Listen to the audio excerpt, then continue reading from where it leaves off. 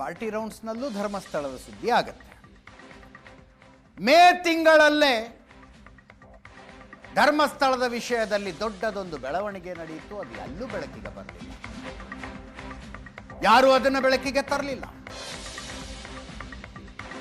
ಅಂಥ ಸನ್ನಿವೇಶದಲ್ಲಿ ಏಷ್ಯಾನೆಟ್ ಸುವರ್ಣ ನ್ಯೂಸ್ ಇದ್ದೇ ಇರುತ್ತೆ.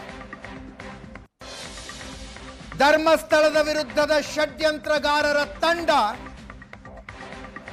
ಸುಪ್ರೀಂ ಕೋರ್ಟ್ನಲ್ಲಿ ಸಾರ್ವಜನಿಕ ಹಿತಾಸಕ್ತಿಯನ್ನ ಸಲ್ಲಿಸಿ ಸುಪ್ರೀಂ ಕೋರ್ಟ್ ಕೈಯಲ್ಲಿ ಬಯಸ್ಕೊಂಡು ಬಂದಿತ್ತು. ಎಸ್, ಸುಪ್ರೀಂ ಕೋರ್ಟ್ ಕೈಯಲ್ಲಿ ಬಯಸ್ಕೊಂಡು ಬಂದಿತ್ತು ಈ ತಂಡ. ಚಿನ್ನಯ್ಯನ ಮೂಲಕ ಅರ್ಜಿ ಸಲ್ಲಿಸಲಾಗಿತ್ತು. ಯಾವ ವಿಷಯವನ್ನ ಬೆಳ್ತಂಗಡಿಯಲ್ಲಿ ಕೋರ್ಟ್ ಮುಂದೆ ಚಿನ್ನಯ್ಯ ಹೇಳಿದನು, ಅದೇ ವಿಷಯವನ್ನ ಸುಪ್ರೀಂ ಕೋರ್ಟ್ ಮುಂದೆ ಹೇಳಿದ್ದ. ಅರ್ಜಿಯ ಮೂಲಕ ನೂರಾರು ಮಹಿಳೆಯರ ಅತ್ಯಾಚಾರ, ಕೊಲೆ, ಹೂಳುವಿಕೆ ನಡೆದಿದೆ, ಉನ್ನತ ಮಟ್ಟದ ತನಿಖೆಯಾಗಬೇಕು ಅಂತ ಅರ್ಜಿ ಸಲ್ಲಿಸಿದೆ.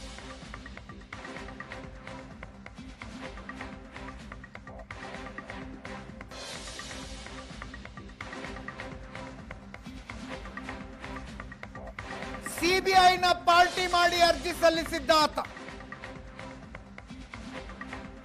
ಸುಪ್ರೀಂ ಕೋರ್ಟ್ ಮಂಗಳಾರತಿ ಮಾಡಿ ಕಳಿಸಿತ್ತು. ಇದು ಪ್ರೈವೇಟ್ ಇಂಟ್ರೆಸ್ಟ್ ಲಿಟಿಗೇಷನ್ ಅಲ್ಲ,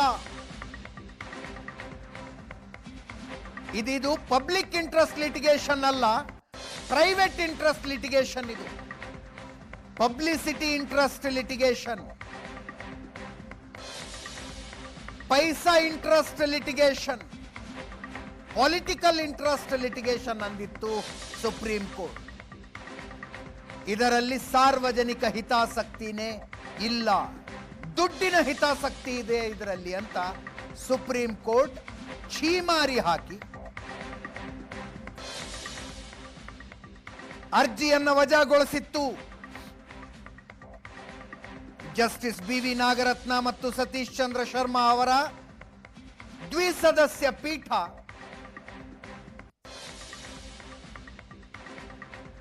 ಅರ್ಜಿ ತಳ್ಳಿ ಹಾಕಿ ಉಗಿದು ಕಳಿಸಿತ್ತು.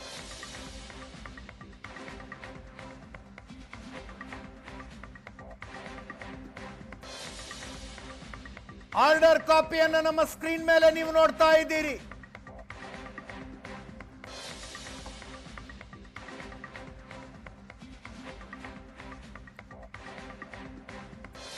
ಯಾವ ಯಾವ ಶಬ್ದಗಳನ್ನ ನಾನು ಹೇಳದ್ನೋ ಅಕ್ಷರಶಃ ಅದೇ ಶಬ್ದಗಳನ್ನ ಆರ್ಡರ್ ಕಾಪಿಯಲ್ಲಿ ನೋಡ್ತಾ ಇದ್ದೀರಿ.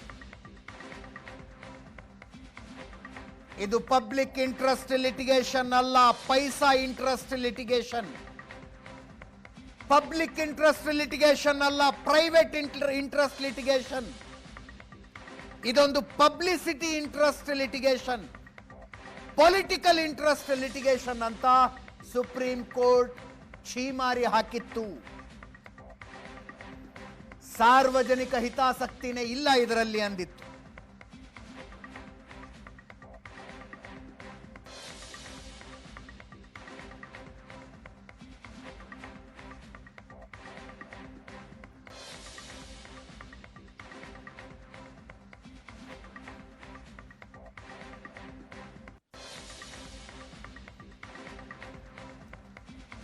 ಇದೆಲ್ಲವನ್ನೂ ಮುಚ್ಚಿಟ್ಟು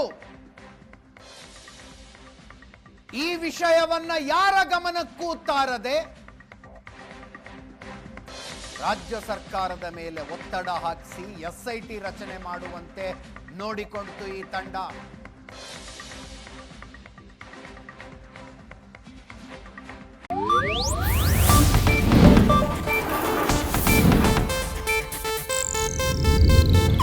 ಇದು ಏಷ್ಯಾನೆಟ್ ನ್ಯೂಸ್ ನೆಟ್ವರ್ಕ್ ಪ್ರಸ್ತುತಿ.